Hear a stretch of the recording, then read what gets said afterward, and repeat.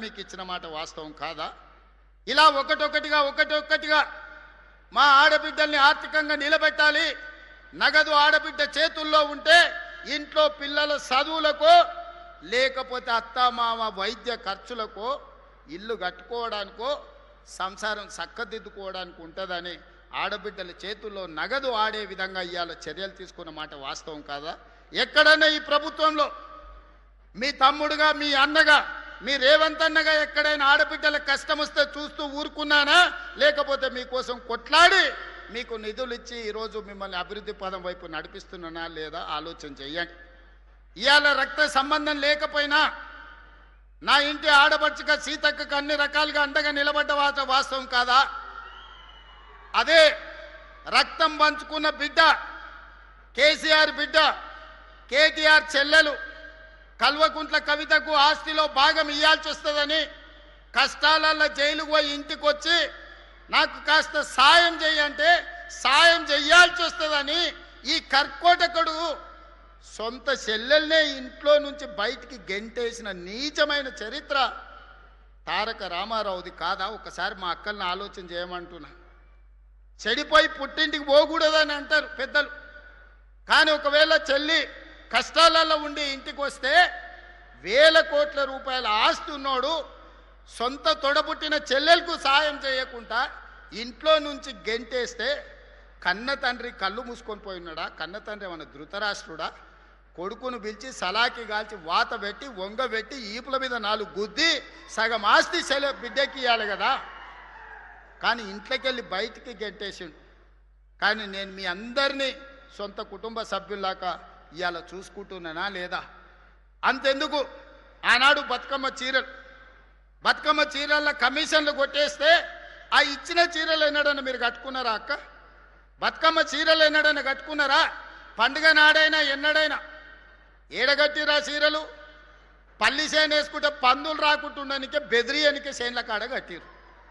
మొక్కజొన్నలు వేసుకుంటే పక్షులు తినకుంటుండనికే వాటిని బెదిరించనికే చీరలుగా ఆ చీర తీసుకుపోయి కట్టిరు. ఎన్నడన్నా ఒంటి మీద మా ఆడబిడ్డలు కట్టుకుర్రా? మరి ఇవాళ మీ సోదరుడు ఇందిరమ్మ చీరలు ఇస్తే, పాలపిట్ట రంగు చీరలు ఇస్తే వేలాది పాలపిట్టలు ఈ మీటింగులు వచ్చినాడు మా అక్కలందరూ ఆ చీర కట్టుకొని వచ్చారు. మీ తమ్ముడు పండుగ పూట మీకు పెట్టిన సారే కాదా ఈ చీర? ఈరోజు మీరు ఆశీర్వదించడానికి వచ్చిందంటే ఇంతకంటే నాకు మనసులో ఆనందం ఏముంటుంది? సోదరుడిగా నేను మీకు పెట్టిన చీరను సారె కింద భావించి ఈరోజు వేలాది మంది చీర కట్టుకొని మీరు ఇక్కడికి వస్తే నా ఆలోచన మా సీతక్క విధానం ఈరోజు మీకు సహాయంగా నిలబడ్డ వాస్తవం కాదా? ఇదే కాదు, నిరుద్యోగ యువకులను ఇలా రెచ్చగొట్టాలని చూస్తున్నారు. ఉద్యోగ ఉపాధి నోటిఫికేషన్ల గురించి మాట్లాడుతున్నారు. ధర్నాలు నిరసనలు చేయమంటారు. 10 ఏళ్ళు ఉద్యోగాలు ఇయ్యలే. నోటిఫికేషన్లు ఇస్తే ప్రశ్న పత్రాలు బజార్లలో పల్లి బఠానీలలాగా అమ్ముకున్నారు. కోట్ల రూపాయలు సంపాదించుకున్నారు. పిల్లల ప్రాణాలు పోయినాయి. 10వ తరగతి పరీక్షలు నిర్వహించలేకపోయినారు. 12వ తరగతి పరీక్షలు నిర్వహించిన తప్పుడు విధానాలతో 27 మంది పిల్లలు ఆత్మహత్యలు చేసుకున్నారు. ఇక పబ్లిక్ సర్వీస్ కమిషన్ గ్రూప్ 1 పరీక్షలు అయితే 100 కోట్ల రూపాయలు సంపాదించుకున్నారు. కానీ అదే మన ప్రభుత్వం వచ్చిన తర్వాత 70,000 ప్రభుత్వ ఉద్యోగాలు గ్రూప్ 1, గ్రూప్ 2, గ్రూప్ 3, గ్రూప్ 4 అదేవిధంగా పోలీస్, మెడికల్ అండ్ హెల్త్ వివిధ శాఖల్లో 70,000 ప్రభుత్వ ఉద్యోగ నియామకాలు చేపట్టి నిరుద్యోగ యువకుల యొక్క ఆకాంక్షల్ని కలల్ని నెరవేర్చడానికి మన ప్రభుత్వం పనిచేసిన మాట వాస్తవం కాదా? ఇవాళ మళ్ళీ పోలీస్ నోటిఫికేషన్లు ఇచ్చినాం, పబ్లిక్ సర్వీస్ కమిషన్ నుంచి నోటిఫికేషన్లు ఇచ్చినాం. ఇవాళ పోలీసులు ఇంకా నోటిఫికేషన్లు ఇవ్వంటూ అన్ని ఖాళీలు మీకోసమే. విడతల వారి నియామకాలు చేపడతాం. వయసు మీకోసమే సడలించినాం. మీ మంచి కోసమే, మీ నిరుద్యోగ సమస్య పరిష్కారం కోసమే, మీ ఉజ్వల భవిష్యత్తు కోసమే ప్రభుత్వం ఆలోచన చేస్తున్నది. మీ రేవంత్ అన్న ఆలోచన చేస్తుండు. నా కుటుంబంలో ఎవరు ఉద్యోగాల కోసం పోయేది లేదు. ప్రభుత్వంలో మేము కింద మీద చేసేది లేదు. పేదల కోసమే, దళితుల కోసమే, గిరిజనుల కోసమే, మైనారిటీల కోసమే, మహిళల కోసమే ఈ ప్రభుత్వం పనిచేస్తుంది. ప్రభుత్వ ఉద్యోగ నియామకాలు చేపట్టే బాధ్యత నాది. విడతల వారీగా మీకు నియామకాలు చేపడతా, ప్రతి ఖాళీని భర్తీ చేస్తా. ఈరోజు నోటిఫికేషన్లు వచ్చిన పరీక్షలకు మంచిగా ప్రిపేర్ అవ్వండి. మాయ మాటలు వింటిరా మోసపోతారు. ఆనాడు అహో అగ్గిపెట్టె రావు గారు, అఘోరరావు గారు, 100 రూపాయలు పెట్టి పెట్రోల్ తెచ్చుకున్నాడు సీసా నిండా, 10 పైసలు అగ్గిపెట్టి తెచ్చుకోలే. రెచ్చగొట్టిండు. అమాయకులైన పిల్లల ఆవేశానికి లోనైనరు. శ్రీకాంతాచారి ఎల్బీ నగర్లో నిలువున తగలబెట్టుకొని తెలంగాణ కోసం ఆత్మ బలిదానం చేసుకున్నాడు. ఒక యాదయ్య, ఒక కానిస్టేబుల్ కిష్టయ్య, ఒక ఈశాన్ రెడ్డి, ఒక వేణుగోపాల్ రెడ్డి, 1200 మంది పిల్లలు తెలంగాణ రాష్ట్ర ఉద్యమంలో వీళ్ళు రెచ్చగొడితే, వీళ్ళు వీధి నాటకాలు వేస్తే ఆత్మ బలిదానాలు చేసి తెలంగాణ రాష్ట్రం తెచ్చుకున్నారు. కానీ చంద్రశేఖరరావు గారి కుటుంబంలో ఎవరికన్నా అగ్గిపుల్లంతనన్నా చేతి గాలిందా? ఎవరన్నా కుటుంబం వాళ్ళ బంధువులలో ఎవరన్నా తెలంగాణ కోసం ప్రాణత్యాగం చేసిండ్రా? రెచ్చగొట్టాలే, మంది పిల్లలను సావగొట్టాలే, ఆ శవాల పునాదుల మీద అధికారంలోకి రావాలనేదే వాళ్ళ ఆలోచన. మొన్నటికి మొన్న మీడియా మిత్రులు చూసింటారు, తెలంగాణ భవన్లో రక్తదాన కార్యక్రమం పెట్టారు. కాళేశ్వరం గోదావరి నీళ్లు మాకు ఇవ్వండి, మా రక్తం తీసుకోండి అని రక్తదాన కార్యక్రమం పెట్టారు తెలంగాణ భవన్లో. నేను అనుకున్న కనీసం తిన్న కొవ్వు అరుగుతుంది, హరీష్ రావుకు కేటీఆర్కు కొంత రక్తం ఇస్తే అనుకున్నా. వాళ్ళ కుటుంబంలో ఒక్కడు కూడా ఇయ్యలే. అమాయకులైన బీఆర్ఎస్ కార్యకర్తలు 100 మంది రక్తం ఇస్తే ప్రైవేట్ హాస్పిటల్లో పోయి కోట్ల రూపాయలకు ఆ రక్తం అమ్ముకున్నారు. ఆనాడు తెలంగాణ రాష్ట్రాన్ని దోపిడీకి పాల్పడుతుంది, 1000 కోట్లు కొల్లగొడుతుంది, అధికారాన్ని మీరే అనుభవిస్తుంది. చివరికి రోజు ప్రతిపక్షంలో ఉంటే మీ కార్యకర్తల రక్తాన్ని కూడా మోసం చేసి తీసుకొని ప్రైవేట్ హాస్పిటల్కి అమ్ముకొని పైసలు సంపాదించుకుంటున్నంటే మీరు మనుషుల, రాక్షసుల, రక్త పిపాసులా అని నేను ఈరోజు వేదిక మీద నుంచి అడుగుతున్నా. ఎందుకు ఇవ్వలేదే కేసీఆర్? ఆయనకు ఆరోగ్యం బాగాలేదనుకుందాం. హరీష్ రావు, కేటీఆర్ పాదయాత్రలు చేస్తాం, గోడలు దుంకుతాం అంటుండు కదా, చుక్క రక్తం కూడా ఎందుకు ఇవ్వలేదు మన రక్తదానంలో అని అడుగుతున్నా. రాజ్యసభ తీసుకున్న సంతోష్రావు ఎందుకు ఇవ్వలేదు? మంత్రి పదవి తీసుకున్న ఎర్రబల్లి దయాకర్ రావు ఎందుకు రక్తం ఇవ్వలేదయా? ఎందుకు ఇవ్వలేదు? వినోద్ రావు ఎందుకు ఇవ్వలేదు? వాళ్ళు మాత్రం ఏమి ఇయ్యరు, సిల్లు గవ్వియ్యరు, చుక్క రక్తం పొట్టివ్వరు. తెలంగాణ ప్రజల సొమ్ము 1000 కోట్లు కొల్లగొడతారు. చివరికి కార్యకర్తల రక్తాన్ని కూడా అమ్ముకునే రక్త పిపాసులు ఈరోజు కేసీఆర్ కుటుంబం అని నేను చెప్పదలుచుకున్నా. అందుకే యువ మిత్రులారా, మీ జీవితాలు నాశనం చేసుకోకండి, మీ ప్రాణాలు త్యాగం చేసుకోకండి, మీ సమయాన్ని వృధా చేసుకోకండి. మీరు ధర్నాలను, నిరసనలను పోతే పోలీసులు ఏవైనా కేసులు పెడితే మీ ఉద్యోగ ఉపాధి అవకాశాలు దెబ్బతింటాయి. ఆనాడు తెలంగాణ ఉద్యమంలో పెట్టిన కేసులు ఈనాటికి మిమ్మల్ని వెంటాడుతున్నాయి, వేటాడుతున్నాయి. అందుకే మీ సోదరుడు మీ రేవంత్ అన్న ఇక్కడ ఉన్నంత కాలం మీ ఉద్యోగ ఉపాధి అవకాశాల కోసం 100% మీకోసం కృషి చేస్తా, మీ సమస్యల్ని పరిష్కరిస్తా అని చెప్పదలుచుకున్నా. ఒక పక్కన రైతుల కోసం, మరో పక్కన మా ఆడబిడ్డల కోసం, ఇంకొక పక్కన నిరుద్యోగ యువకులు, విద్యార్థుల కోసమే ఈ రాష్ట్ర ప్రభుత్వం ఉన్నది. రైతు సంక్షేమం కోసం, రైతుల అభివృద్ధి కోసం, మహిళల అభ్యున్నతి కోసం, నిరుద్యోగ యువకుల ఉద్యోగ ఉపాధి కోసం మన ప్రభుత్వం పనిచేస్తుంది. నిండు మనసుతో మీరు ఆశీర్వదించండి. అదేవిధంగా నిన్న మన వాళ్ళు మాట్లాడి చర్చిద్దాం, సవాలు చేద్దామని శాసనసభలో. మళ్ళీ చెప్తున్న మీడియా మిత్రులారా రాసుకోండి, సెప్టెంబర్లో శాసనసభ సమావేశాలను పెడతాను. నేను ఒక పోలిక నేను మీకు చెప్పదలుచుకున్నా. ఆనాడు చంద్రశేఖరరావు గారు ముఖ్యమంత్రి అయ్యిండు. చంద్రశేఖరరావు గారు ముఖ్యమంత్రి అయితే హరీష్ రావు గారు, తారక రామారావు గారు మంత్రి అయ్యిండ్రు. నేను ముఖ్యమంత్రి అయితే మా సుయితక్క, కొండా సురేఖని మంత్రులను చేసిన నేను. ఆనాడు చంద్రశేఖరరావు ముఖ్యమంత్రి అయితే ఆయన ఎర్రబల్లి దయాకర్రావుని మంత్రిని చేసిండు. నేను ముఖ్యమంత్రి అయితే మా అడ్లూరు లక్ష్మణ్ని నేను మంత్రిని చేసిన. ఆనాడు చంద్రశేఖరరావు గారు ముఖ్యమంత్రి అయితే ఆయన బిడ్డను ఎంపీ చేసుకున్నాడు, ఓడిపోతే ఎమ్మెల్సీ చేసుకున్నాడు. నేను ముఖ్యమంత్రి అయితే మా చెల్లెలు డాక్టర్ కావ్యను పార్లమెంట్ సభ్యుడిగా చేసిన, యశస్విని ఎమ్మెల్యేగా చేసిన నేను. ఆనాడు చంద్రశేఖరరావు ముఖ్యమంత్రి అయితే జోగినిపల్లి సంతోష్రావు సడ్డకుని కొడుకుని రాజ్యసభ చేసుకున్నాడు. ఈనాడు నేను ముఖ్యమంత్రి అయితే మిత్రధర్మంగా వేం నరేందర్ రెడ్డిని, మీ బిడ్డను రాజ్యసభలోకి పంపించిన నేను.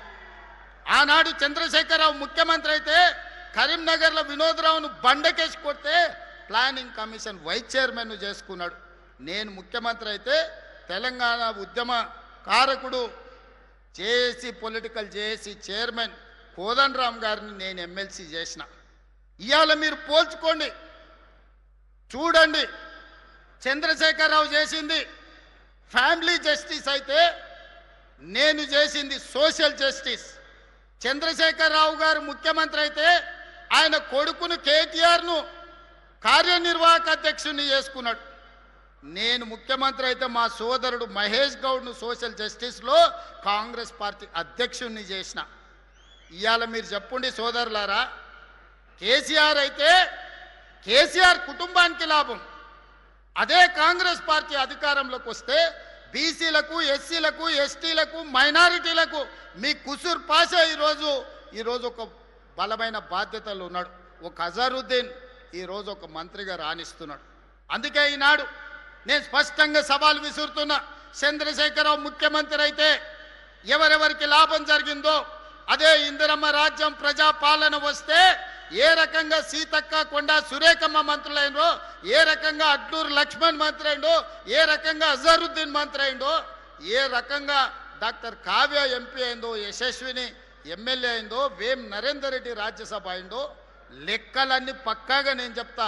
ప్రొఫెసర్ కోదండరామ్ ఏ రకంగా ఎమ్మెల్సీ అయిందో, ప్రొఫెసర్ జయశంకర్ గ్రామం రెవెన్యూ విలేజ్ ఏ విధంగా అయిందో నేను లెక్క చెప్తా.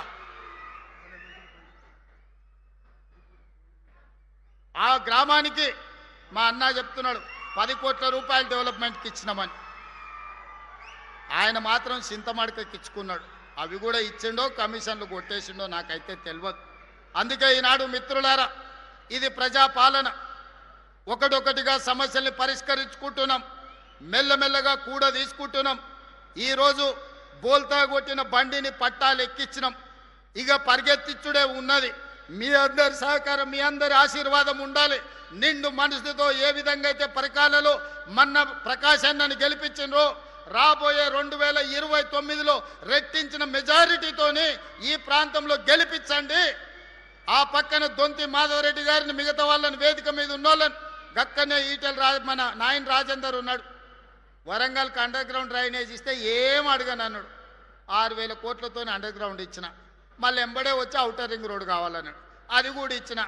మళ్ళీ వచ్చిన అన్నగా ఎయిర్పోర్ట్ ఇస్తామంటే గది కూడా అవుతుందని ఎయిర్పోర్ట్ కూడా నేనే ఇచ్చిన. ఇవాళ రైల్వే కోచ్ ఫ్యాక్టరీ కాజిపేటలో 10 ఏళ్ళు కేసీఆర్ దిగకపోతే నేను తీసుకొచ్చి ఈరోజు పనులు ప్రారంభించిన. మీరు చెప్పండి మిత్రులారా, ఆనాటి ప్రభుత్వంలో నిజాం కాలంలో నడిచిన ఎయిర్పోర్టు బంద్ అయితే ఒక్క రోజన్న మీ దిక్కు చూసిండా? Kazipet railway coach factory Sonia Gandhi హామీ ఇస్తే ఒక్కరోజైనా దానికోసం ప్రయత్నం చేసిండా? ఎన్నడన్నా మీ అండర్ గ్రౌండ్ డ్రైనేజ్ ఉండాలి వరంగల్కి అని ఆలోచన చేసిండా? వరంగల్కి ఔటర్ రింగ్ రోడ్ ఉండాలని ఆలోచన చేసిండా?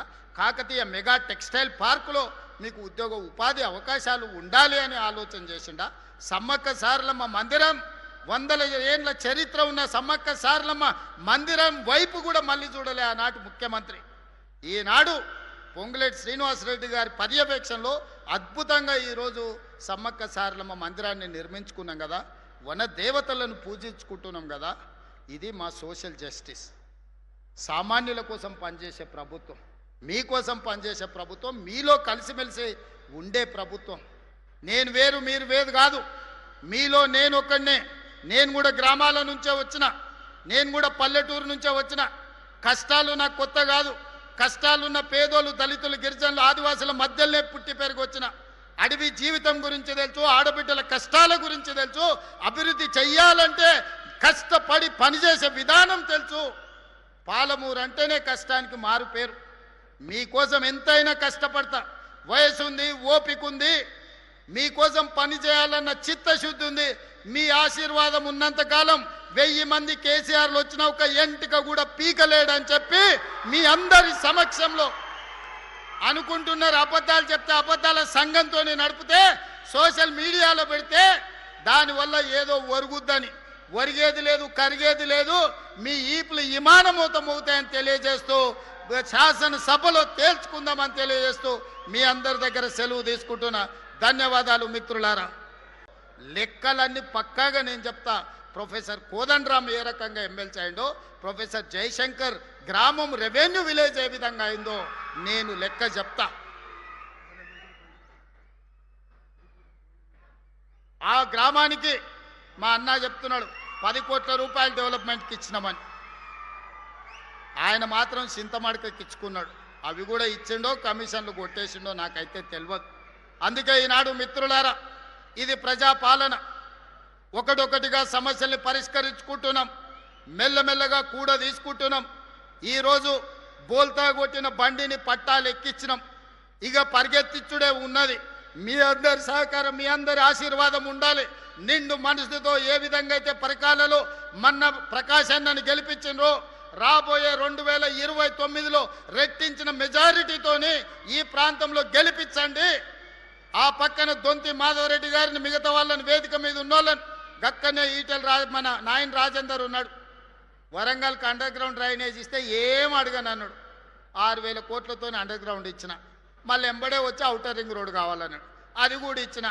మళ్ళీ వచ్చిన అన్నగా ఎయిర్పోర్ట్ ఇస్తామంటే గది కూడా అవుతుందని ఎయిర్పోర్ట్ కూడా నేనే ఇచ్చిన.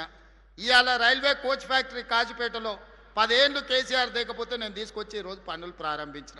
మీరు చెప్పండి మిత్రులారా, ఆనాటి ప్రభుత్వంలో నిజాం కాలంలో నడిచిన ఎయిర్పోర్టు బంద్ అయితే ఒక్క రోజన్న మీ దిక్కు చూసిండా? Kazipet railway coach factory Sonia Gandhi హామీ ఇస్తే ఒక్కరోజైనా దానికోసం ప్రయత్నం చేసిండా? ఎన్నడన్నా మీ అండర్ గ్రౌండ్ డ్రైనేజ్ ఉండాలి వరంగల్కి అని ఆలోచన చేసిండా? వరంగల్కి ఔటర్ రింగ్ రోడ్ ఉండాలని ఆలోచన చేసిండా? కాకతీయ మెగా టెక్స్టైల్ పార్కులో మీకు ఉద్యోగ ఉపాధి అవకాశాలు ఉండాలి అని ఆలోచన చేసిండా? సమ్మక్క సారలమ్మ మందిరం, 100 ఏళ్ళ చరిత్ర ఉన్న సమ్మక్క సారలమ్మ మందిరం వైపు కూడా మళ్ళీ చూడలే ఆనాటి ముఖ్యమంత్రి. ఈనాడు పొంగులేటి శ్రీనివాసరెడ్డి గారి పర్యవేక్షణలో అద్భుతంగా ఈరోజు సమ్మక్క సారలమ్మ మందిరాన్ని నిర్మించుకున్నాం కదా, వన దేవతలను పూజించుకుంటున్నాం కదా. ఇది మా సోషల్ జస్టిస్. సామాన్యుల కోసం పనిచేసే ప్రభుత్వం, మీకోసం పనిచేసే ప్రభుత్వం, మీలో కలిసిమెలిసి ఉండే ప్రభుత్వం. నేను వేరు మీరు వేరు కాదు, మీలో నేను ఒక్కడనే. నేను కూడా గ్రామాల నుంచే వచ్చిన, నేను కూడా పల్లెటూరు నుంచే వచ్చిన. కష్టాలు నాకు కొత్త కాదు. కష్టాలున్న పేదోళ్ళు, దళితులు, గిరిజనులు, ఆదివాసుల మధ్యలోనే పుట్టి పెరిగి వచ్చిన. అడవి జీవితం గురించి తెలుసు, ఆడబిడ్డల కష్టాల గురించి తెలుసు. అభివృద్ధి చెయ్యాలంటే కష్టపడి పనిచేసే విధానం తెలుసు. పాలమూరు అంటేనే కష్టానికి మారు పేరు. మీకోసం ఎంతైనా కష్టపడతా. వయసు ఉంది, ఓపిక ఉంది, మీకోసం పని చేయాలన్న చిత్తశుద్ధి ఉంది. మీ ఆశీర్వాదం ఉన్నంతకాలం 1000 మంది కేసీఆర్లు వచ్చిన ఒక ఎంటిక కూడా పీకలేడని చెప్పి మీ అందరి సమక్షంలో అనుకుంటున్నారు. అబద్ధాలు చెప్తే అబద్ధాల సంఘంతో నడిపితే సోషల్ మీడియాలో పెడితే దానివల్ల ఏదో ఒరుగుద్దని. ఒరిగేది లేదు, కరిగేది లేదు. మీ ఈపులు విమానమూతం అవుతాయని తెలియజేస్తూ, శాసనసభలో తేల్చుకుందామని తెలియజేస్తూ మీ అందరి దగ్గర సెలవు తీసుకుంటున్నా. ధన్యవాదాలు మిత్రులారా.